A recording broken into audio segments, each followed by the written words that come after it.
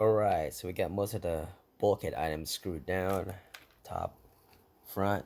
Now we're gonna take off these drive cups. I already unscrewed them, just gonna pull it out. So I'll use this maybe twice and already started to dent, I guess. So this is actually an upgraded one, they're a lot bigger than the stock. But we're gonna be replacing it with the 4 cups. And like so, it just slides right in and just screw it in place. But before I do that, I like to put lithium grease on the ends. Just kind of prevents water intrusion, kind of rust and whatnot. So I suggest that lithium grease doesn't sling around everywhere. You can even use red sticky grease, but I prefer lithium grease. It doesn't run. Where is my lithium grease? Alright. Super white lithium grease. I'm gonna brush some on there. And we just dip it. Slap it in there. So that should prevent any water intrusion, rust. At least gonna keep moisture out of it. Those crevices. So this is the RPM rear bumper replacement. So overview wise, looks like this. So the stock one is just 2 plastic sticks, pretty much stand off, and put this on there. It's of course it's a bigger piece, more plastic in it. It's able to withstand a little more impact, downforce wise. My last brace I had, it kind of just warped itself, kind of bent. You know, it's designed to, but I need a little more girth. So we're just gonna replace that with some RPM ones. So comparatively, that's what it looks like. I mean, you get more surface area instead of this. I like it. This is an optional low profile wheelie bar to go to this, but it's too small. It's kind of useless. So I like this. Just there's more material to kind of hold the downforce impact. Alright, let's put this back together. Alright, gonna mock up the motor like so. Of course, if you're gonna mount them up, put some washers underneath. So we're using these are called, I guess, washers for the bottom instead of having these. They don't really do well, kind of sinks in, but these is specifically made for the bottom mount. Recommend you get these. We're gonna stick the suckers in there like so. Things like that.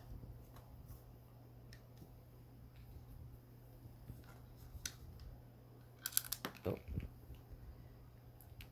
Gotta stick it all in there and then try to mount it up. So I got the suckers in, had to kind of give it a little pounding. Pretty tight fit, right? So the small ones go in the front, shorter ones at least.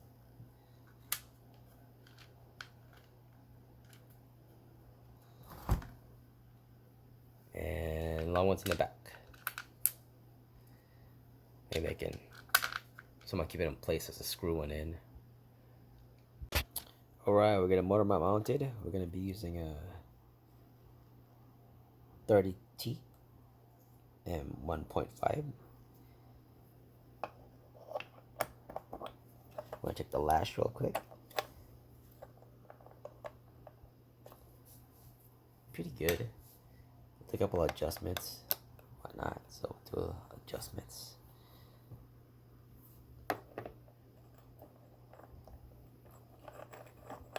Pretty good. Guess we'll tighten that up and move on to the next steps. I got it in there. I used the blue Loctite instead of the red. I used the red, and that thing is like hard as hell to take off, and you gotta burn it off. So I'll use the blue one for now. It's not as strong, but just in case I gotta take it off or make adjustments in the near future, a lot easier. And this is coming like a, you know, paste form, like almost like a chapstick. All right, let's put the gear cover on and start working on the front side. See if it fits. All right, got a bunch of stuff put together. So as a radio, we're gonna be using the radio link, receiver and transmitter, just because it has a gyro feature, so I kind of chose that. And we're adding this what brand is this thing? Hawk light controller, so I can control the front and rear lights and fans when I put it all together. Alright, so we got it all put back together. Magic of the internet, just cut and paste. So I got it put back together. So we get the bulkheads installed,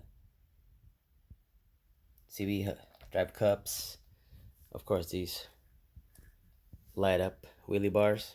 I use these for trim training wheels in case I get bad nosedives or just plow into things. You can save it.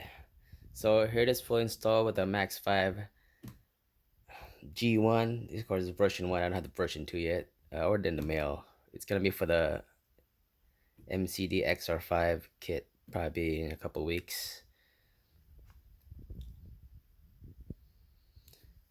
So this is the control module for the Hawk for the lights. So I think it runs up. So got it for rainbow.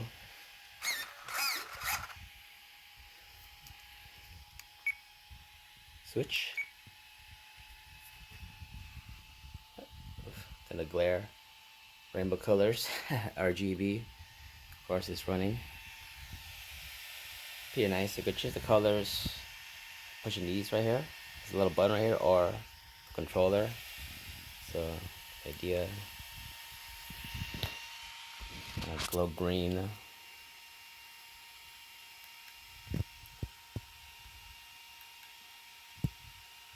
Blue, green. So it comes with a lot of color combinations. The back also changes. But get a Knight Rider thing going on. Red. We got a couple of these things. We're just gonna cycle through them.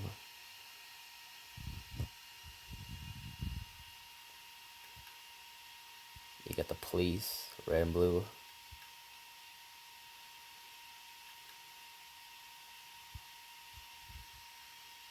think it's on Amazon. I think it's like $18 for the 2-light kit and the controller.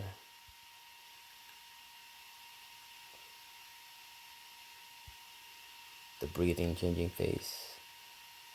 We'll keep it RGB. And of course, the front wheelie bar.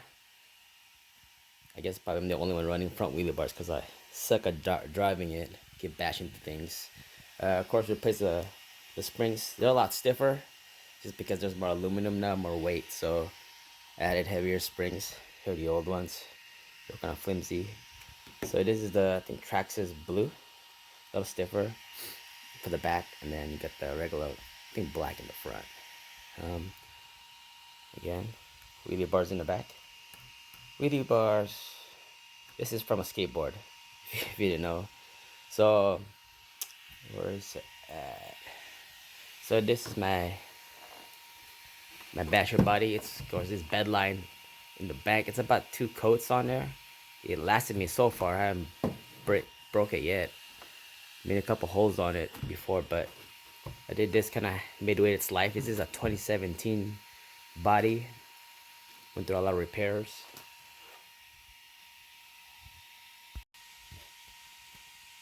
So one of the reasons why we use the RPM front bumper mount is for this foam right here. So the back, it takes a lot of, I guess when you're loading your back, it takes a lot of beating, and the stock one was pretty soft, so it would actually collapse on me. So my plan to kind of save the back of the body is put a foam retainer back here for the back side, so you don't end up with this damaged section right here. So pretty much, let's say up close, right? Sits like that. You can find it at any, I guess, packaging foam. Find, you know, through Amazon, whatnot.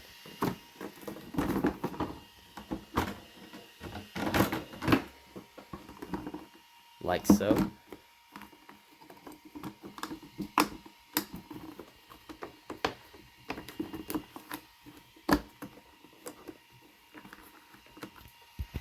So it sits back there, it supports it.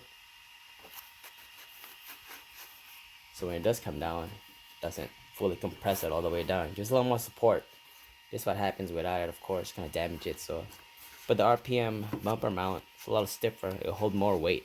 And I put the foam behind this, so it kind of saves the back end a little bit. Doesn't fully collapse. It's kind of a little too late, but I have it. I'm gonna put it in. It's a little stiffer, more support. And that, it's ready. I'm probably gonna go bashing tomorrow. If it's sunny, you know, go to Washington State. So for now, this is it. I like playing with these. It's just fun, especially at night, doing wheelies. Next project, it's gonna be going over my Primal RC wheel X-MAXX. Also, to survive more bashing, I extended the front bumper. I put a spacer on it using these 4 and 3mm spacers. I think I use these for outlets, for spacing them. It was like $10 for the whole pack, but I use these a lot for spacing wise, for the wheelie bars, for these. So I put a spacer right there, so it gives you like an extra ½ inch clearance for the front. So when you do hit something, you get a little more cushion. I mean, I'm not the best driver in the world, so that's why I get all these wheelie bars in the front. I call them training wheels. Extended bumper out, and also extended bumper in the back. So I'll put a little spacer, a little more room to crunch. Of course, if you want to subscribe and like, of course, leave a comment if you have more suggestions or what are your tips and tricks. I guess next video I can talk about my other X-MAXX. It's built around the Primal RC wheels, and I built it around that. Of course, roller skate wheels. This has the Max 4 and the 560 kV. It weighs like 50 pounds, so maybe next week, next episode, probably talk more about this monstrosity.